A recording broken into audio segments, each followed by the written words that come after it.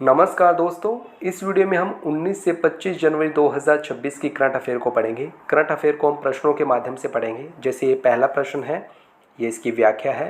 ये दूसरा प्रश्न है, ये इसकी व्याख्या है। तो ऐसे ही हम हर प्रश्न को डिटेल में पढ़ेंगे, व्याख्या के साथ पढ़ेंगे। और बीच बीच में मैं आपसे कुछ इंपॉर्टेंट क्वेश्चन भी पूछूंगा जो परीक्षा में पूछे भी जा चुके हैं और आगे आने वाली परीक्षा में भी पूछे जा सकते हैं। तो ये वीडियो कुल मिलाकर बहुत ही ज़बरदस्त, बहुत ही शानदार होगी। चलिए शुरू करते हैं। पहला प्रश्न है, हाल ही में विजय हजारे ट्रॉफी 2025-26 का खिताब किस टीम ने जीता है? इसका सही जवाब है ऑप्शन बी, विदर्भ। डिटेल देख लेते हैं। विजय हजारे ट्रॉफी 2025-26 का आयोजन बीसीसीआई द्वारा किया गया।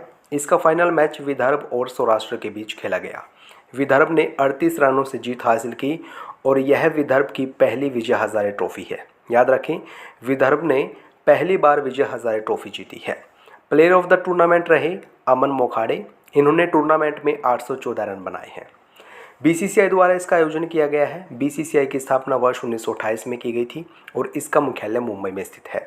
तो इसलिए इस प्रश्न का सही जवाब है ऑप्शन बी, विदर्भ ने सौराष्ट्र को हराकर विजय हजारे ट्रॉफी 2025-26 का खिताब जीता है। नेक्स्ट क्वेश्चन है, रिस्पॉन्सिबल नेशंस इंडेक्स 2026 में भारत किस स्थान पर रहा? इसका सही जवाब है ऑप्शन सी, 16वां। डिटेल देख लेते हैं। रिस्पॉन्सिबल नेशंस इंडेक्स 2026 में भारत 154 देशों में 16वें स्थान पर रहा। याद रखें, रिस्पॉन्सिबल नेशंस इंडेक्स 2026 में भारत 16वें स्थान पर रहा है।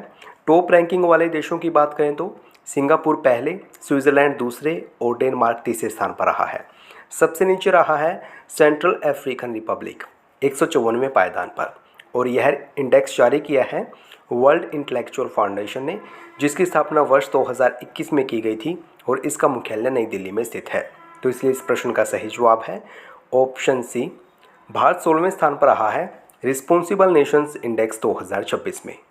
नेक्स्ट क्वेश्चन है, रुद्र आर्म्ड हेलीकॉप्टर उड़ाने वाली पहली भारतीय महिला पायलट कौन बनी है? इसका सही जवाब है option B, Hansja Sharma. Detail देख लेते हैं। हंसजा शर्मा रुद्र आर्म्ड हेलीकॉप्टर उड़ाने वाली पहली भारतीय महिला पायलट बनी है। इनका जन्म 9 मार्च 1998 को जम्मू कश्मीर में हुआ था। रुद्र हेलीकॉप्टर हाल द्वारा विकसित एडवांस्ड लाइट कॉम्पैक्ट हेलीकॉप्टर का आर्म्ड वर्जन है। हाल की स्थापना वर्ष 1940 में की गई थी और इसका मुख्यालय बेंगलुरु में स्थित है। बेंगलुरु में ही इसरो का मुख्यालय है। आप हमें कमेंट बॉक्स में ज़रूर बताएं कि इसरो की स्थापना कब की गई थी और इसरो के वर्तमान में अध्यक्ष कौन है? वी नारायणन। तो इसलिए इस प्रश्न का सही जवाब है option B, Hansja Sharma Rudra armed helicopter उड़ाने वाली पहली भारतीय महिला पायलट बनी है। बछेंद्री पाल कौन है? बछेंद्री पाल माउंट एवरेस्ट पर चढ़ने वाली पहली भारतीय महिला थी। 1984 में इन्होंने चढ़ाई की थी। नंदिनी चक्रवर्ती ये पश्चिम बंगाल की पहली महिला सचिव हैं। नेक्स्ट इंपॉर्टेंट क्वेश्चन है, राष्ट्रीय मतदाता दिवस कब मनाया जाता है? इसका सही जवाब है ऑप्शन ए, 25 जनवरी। डिटेल देख लेते हैं। राष्ट्रीय मतदाता दिवस हर साल 25 जनवरी को मनाया जाता है। 25 जनवरी को क्यों मनाया जाता है? क्योंकि 25 जनवरी 1950 को भारतीय निर्वाचन आयोग की स्थापना की गई थी।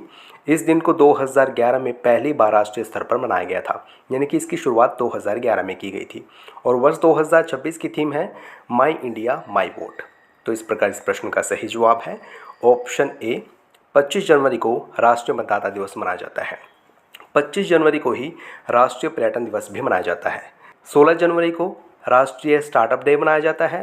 23 जनवरी को पराक्रम दिवस मनाया जाता है और 24 जनवरी को 2 दिवस मनाए जाते हैं, अंतर्राष्ट्रीय शिक्षक दिवस और राष्ट्रीय बालिका दिवस। इनके बारे में हम आगे डिटेल में पढ़ेंगे। नेक्स्ट क्वेश्चन है, एटॉमिक एनर्जी रेगुलेटरी बोर्ड यानी AERB का अध्यक्ष किसे नियुक्त किया गया है? इसका सही जवाब है ऑप्शन ए, के बाला सुब्रमण्यम। डिटेल देख लेते हैं। AERB के चेयरमैन के रूप में के बाला सुब्रमण्यम की नियुक्ति की गई है। AERB यानी एटॉमिक एनर्जी रेगुलेटरी बोर्ड, इसकी स्थापना वर्ष 1983 में की गई थी। मुंबई में इसका मुख्यालय है और इसका मुख्य उद्देश्य है भारत में परमाणु और विकिरण सुविधाओं की सुरक्षा सुनिश्चित करना है। तो इसलिए इस प्रश्न का सही जवाब है ऑप्शन ए, के बाला सुब्रमण्यम AERB अर्थात एटॉमिक एनर्जी रेगुलेटरी बोर्ड के नए अध्यक्ष बने हैं। प्रवीण कुमार बीएसएफ के नए महानिदेशक बने हैं। शत्रुजीत सिंह कपूर आईटीबीपी के नए महानिदेशक बने हैं और सदानंद दाते महाराष्ट्र के नए डीजीपी बने हैं। नेक्स्ट इंपॉर्टेंट क्वेश्चन है, नुम्बियो सेफ्टी इंडेक्स 2026 में भारत का सबसे सुरक्षित शहर किसे घोषित किया गया है? इसका सही जवाब है ऑप्शन डी, मंगलुरु। व्याख्या देख लेते हैं। नुम्बियो सेफ्टी इंडेक्स 2026 में मंगलुरु को भारत का सबसे सुरक्षित शहर घोषित किया गया है और यह कर्नाटक में स्थित है। मंगलुरु का सेफ्टी स्कोर रहा है 74.4 और इसकी वैश्विक रैंकिंग 46वीं रही है, यानी कि इसने टॉप 50 में अपनी जगह बनाई है। दुनिया का सबसे सुरक्षित शहर है किंगदाओ, जो कि चीन में स्थित है, इसको पहला स्थान मिला है। तो इस प्रकार इस प्रश्न का सही जवाब है option D, Mangaluru Numbeo safety index 2026 में भारत का सबसे सुरक्षित शहर घोषित किया गया है। बेंगलुरु नहीं है, मंगलुरु है, ये भी कर्नाटक में स्थित है।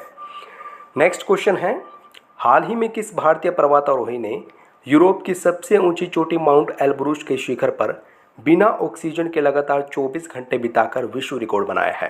Most important question. इसका सही जवाब है ऑप्शन ए, रोहताश खिलेरी। भारत के पर्वतारोही रोहताश खिलेरी ने एक अद्भुत विश्व रिकॉर्ड बनाया है।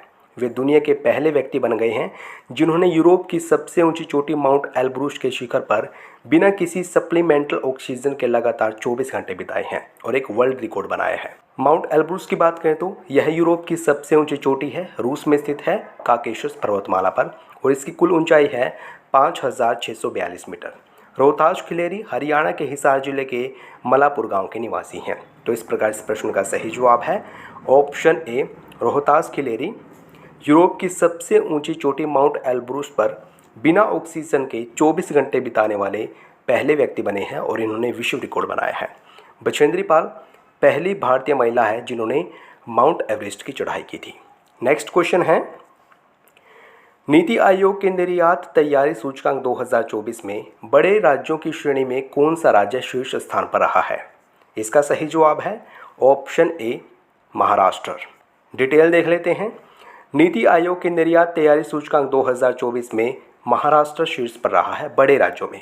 बड़े राज्यों में दूसरे स्थान पर तमिलनाडु और तीसरे स्थान पर गुजरात रहा है।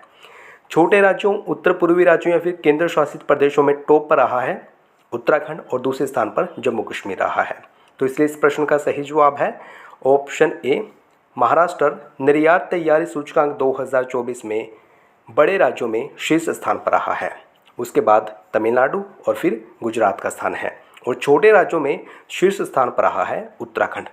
यह सूचकांक तैयार किया गया है नीति आयोग द्वारा। नीति आयोग की स्थापना 1 जनवरी 2015 में की गई थी। इसका मुख्यालय नई दिल्ली में स्थित है और इसके हेड कौन होते हैं? भारत के प्रधानमंत्री। आप हमें कमेंट बॉक्स में ज़रूर बताएं कि नीति आयोग की स्थापना किस आयोग के आधार पर की गई थी या फिर किस आयोग के स्थान पर की गई थी। कमेंट बॉक्स में ज़रूर बताएं। नेक्स्ट क्वेश्चन है, हाल ही में किस राज्य में पेपरलेस कोर्ट की शुरुआत हुई है? इसका सही जवाब है ऑप्शन बी, केरल में। केरल के वायनाड जिला में पेपरलेस कोर्ट की शुरुआत हुई है। डिटेल में देख लेते हैं। केरल राज्य में हाल ही में पेपरलेस कोर्ट की शुरुआत हुई है। यह देश का पहला पूरी तरह पेपरलेस जिला न्यायालय है। यह ऐतिहासिक कदम केरल के वायनाड जिले के कलपेट्टा न्यायिक जिले में लिया गया है। 6 जनवरी 2026 को भारत के मुख्य न्यायाधीश सूर्यकांत ने वर्चुअली तरीके से इसकी शुरुआत की है। भारत के मुख्य न्यायाधीश कौन है? सूर्यकांत है। उनके द्वारा इसकी शुरुआत की गई है 6 जनवरी 2026 को। तो इस प्रकार इस प्रश्न का सही जवाब है ऑप्शन बी, केरल में पहला पेपरलेस कोर्ट शुरू किया गया है। नेक्स्ट क्वेश्चन है, डॉक्टर माधव गाडगिल का हाल ही में निधन हो गया, वे कौन थे? इसका सही जवाब है ऑप्शन ए, पर्यावरणविद। डॉक्टर माधव गाडगिल का 7 जनवरी 2026 को पुणे में 83 वर्ष की उम्र में निधन हो गया। वह एक प्रसिद्ध पर्यावरणविद और पारिस्थितिकी वैज्ञानिक थे। माधव गाडगिल को आधुनिक भारतीय पारिस्थितिकी के जनक और धरतीपुत्र कहा जाता है। इनके द्वारा गाडगिल रिपोर्ट 2011 में प्रस्तुत की गई थी, जिसने पश्चिमी घाट के 75% हिस्से को पर्यावरण संवेदनशील घोषित करने की सिफारिश की थी। इनको कई सारे पुरस्कारों से नवाजा गया है। पद्मश्री 1981 में दिया गया, पद्म भूषण 2006 में, 2024 में UN champions of the earth से सम्मानित किया गया, जो कि संयुक्त राष्ट्र का सर्वोच्च पर्यावरण सम्मान है। दोस्तों, हाल ही में पद्म पुरस्कारों की भी घोषणा की गई है। पद्म पुरस्कार 2026 पर हमने विस्तार से एक वीडियो बनाई है। अगर आपने नहीं देखी है तो डिस्क्रिप्शन में उसका लिंक दे रखा है, आप ज़रूर देखें, वहाँ से एग्जाम में प्रश्न बन सकते हैं। तो इस प्रकार इस प्रश्न का सही जवाब है ऑप्शन ए। डॉक्टर माधव गाडगिल एक पर्यावरणविद थे, इनका हाल ही में निधन हो गया है। नेक्स्ट इंपॉर्टेंट क्वेश्चन है, दुनिया का सबसे बड़ा ग्रीन अमोनिया प्रोजेक्ट कहाँ स्थापित किया जा रहा है? इसका सही जवाब है ऑप्शन ए, काकीनाडा आंध्र प्रदेश। काकीनाडा आंध्र प्रदेश में दुनिया का सबसे बड़ा ग्रीन अमोनिया प्रोजेक्ट स्थापित किया जा रहा है। गुरुग्राम हरियाणा में क्या है? गुरुग्राम हरियाणा में इंटरनेशनल सोलर अलायंस का मुख्यालय है। आंध्र प्रदेश के बारे में कुछ बेसिक जानकारी हासिल कर लेते हैं। Static GK. इसकी स्थापना 1 नवंबर 1956 में हुई थी। 2 जून 2014 को आंध्र प्रदेश और तेलंगाना का विभाजन हुआ था। तेलंगाना भारत का नया राज्य घोषित किया गया था 2 जून 2014 को। आंध्र प्रदेश के मुख्यमंत्री हैं एन चंद्रबाबू नायडू। राज्यपाल हैं एस अब्दुल नज़ीर। इसकी राजधानी है अमरावती। विधानसभा की सीटें 175 हैं, लोकसभा की 25 और राज्यसभा की 11 हैं। यहाँ पर कौन कौन से राष्ट्रीय उद्यान स्थित हैं? श्री वेंकटेश्वर राष्ट्रीय उद्यान और पापीकोंडा राष्ट्रीय उद्यान। इसके अलावा श्री शैलम टाइगर रिजर्व भी यहाँ पर स्थित है।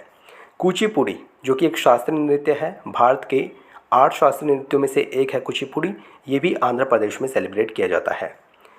तिरुमला वेंकटेश्वर मंदिर तिरुपति में है, आंध्र प्रदेश में स्थित है।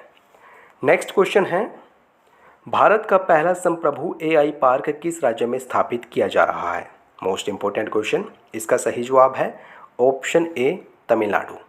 तमिलनाडु में स्थापित किया जाएगा भारत का पहला संप्रभु एआई पार्क। आइए तमिलनाडु के बारे में देख लेते हैं। 1 नवंबर 1956 को इसकी स्थापना की गई थी। चेन्नई इसकी राजधानी है।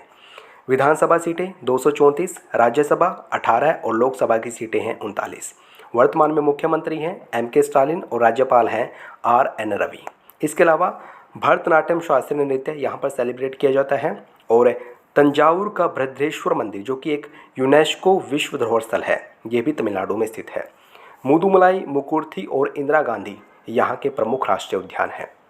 तो इसलिए इस प्रश्न का सही जवाब है ऑप्शन ए, तमिलनाडु में स्थापित किया जाएगा भारत का पहला संप्रभु एआई पार्क। नेक्स्ट क्वेश्चन है, जनवरी 2026 में भारत ने ईरान से अपने नागरिकों को सुरक्षित वापस लाने के लिए कौन सा अभियान शुरू किया है?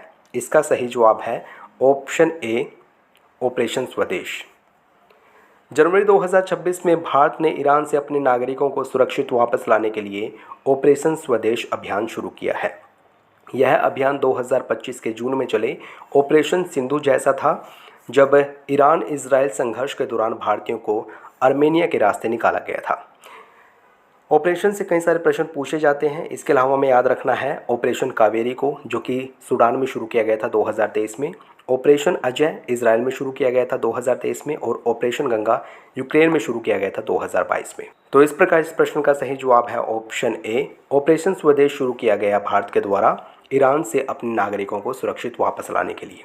इसके अलावा ऑपरेशन कावेरी सूडान में शुरू किया गया था। ऑपरेशन अजय इजराइल में शुरू किया गया था। और ऑपरेशन सिंधु आर्मेनिया में शुरू किया गया था। नेक्स्ट क्वेश्चन है, राष्ट्रीय स्टार्टअप दिवस यानी नेशनल स्टार्टअप डे कब मनाया जाता है? इसका सही जवाब है ऑप्शन डी, 16 जनवरी। 16 जनवरी को मनाया जाता है राष्ट्रीय स्टार्टअप दिवस। डिटेल देख लेते हैं। राष्ट्रीय स्टार्टअप दिवस भारत में हर साल 16 जनवरी को मनाया जाता है।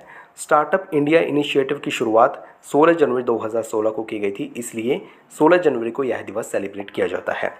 इस दिवस की शुरुआत की गई 2022 में। आप ये भी जानते रहिए, भारत दुनिया का तीसरा सबसे बड़ा स्टार्टअप इकोसिस्टम बन चुका है। पहला और दूसरा कौन है? पहले स्थान पर है यूएसए, दूसरे स्थान पर चीन और तीसरे स्थान पर है भारत। तो इसलिए इस प्रश्न का सही जवाब है ऑप्शन डी, 16 जनवरी को मनाया जाता है नेशनल स्टार्टअप डे।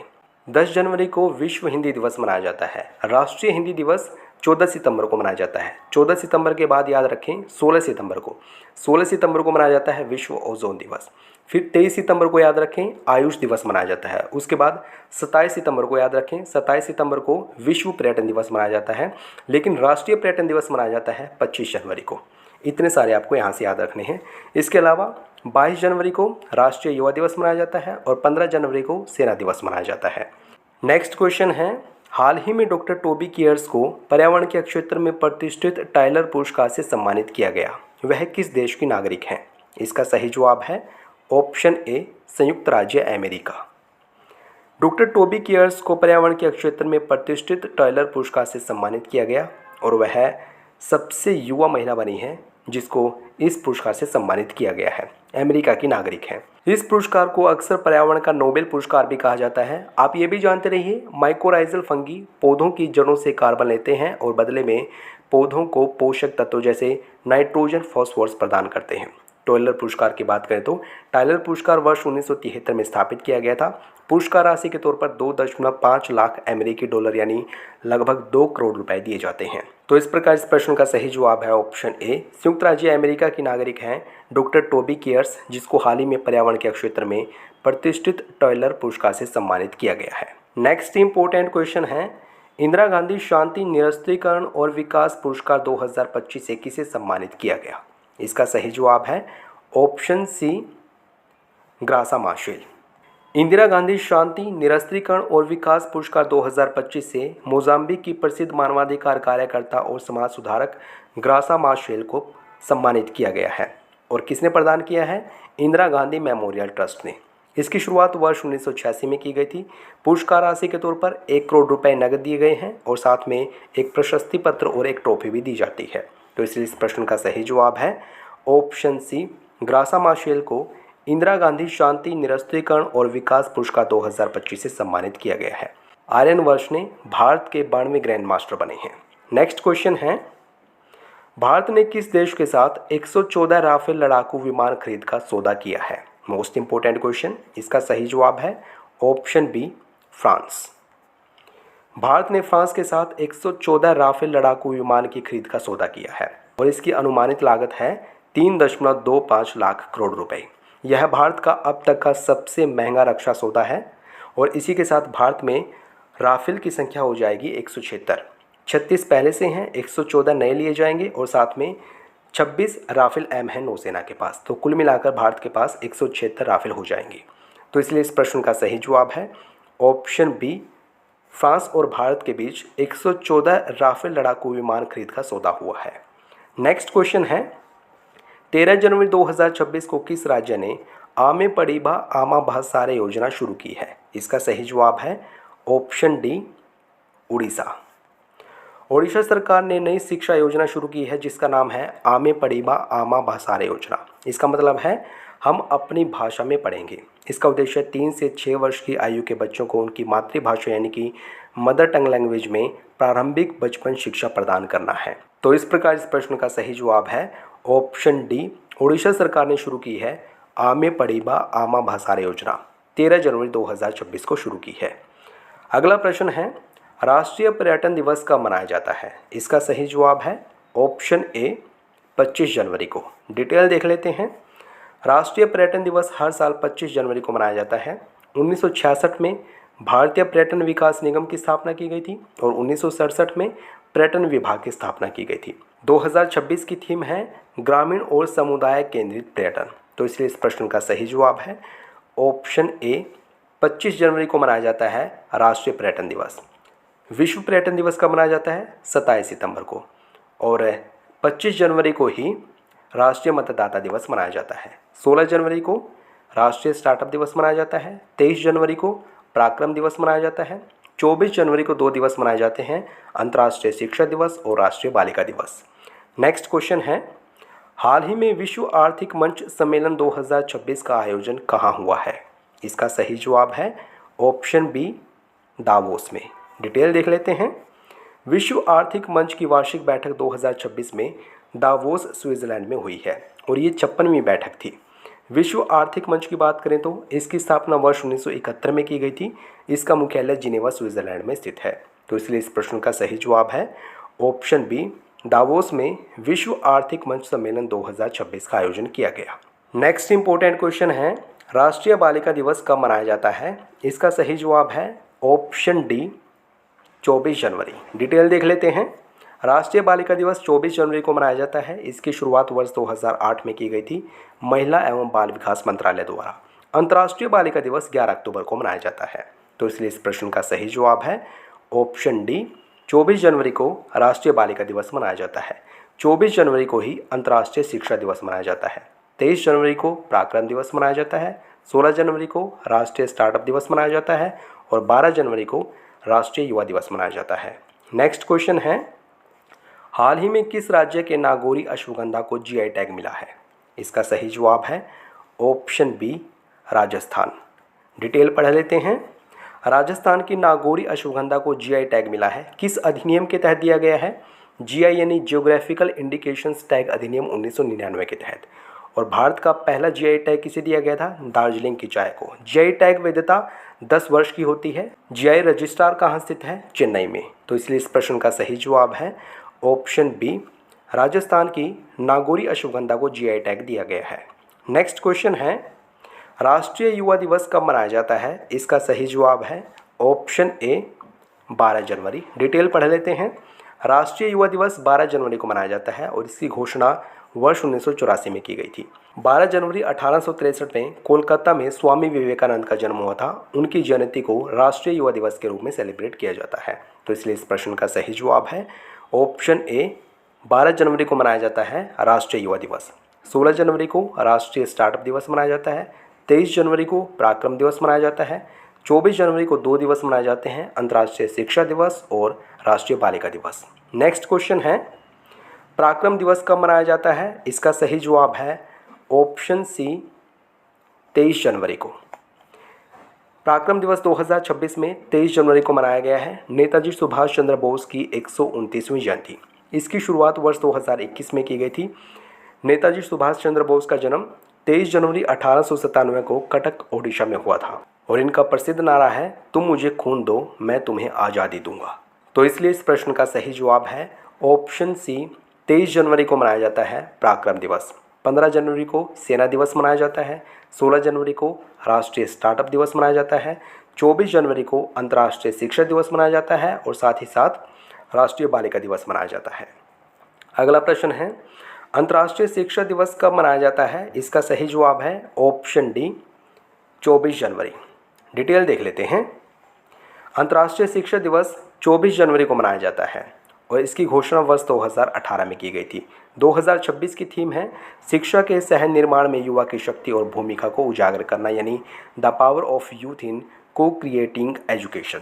तो इसलिए इस प्रश्न का सही जवाब हुआ ऑप्शन डी 24 जनवरी को अंतर्राष्ट्रीय शिक्षा दिवस मनाया गया है। 24 जनवरी को ही राष्ट्रीय बालिका दिवस मनाया जाता है।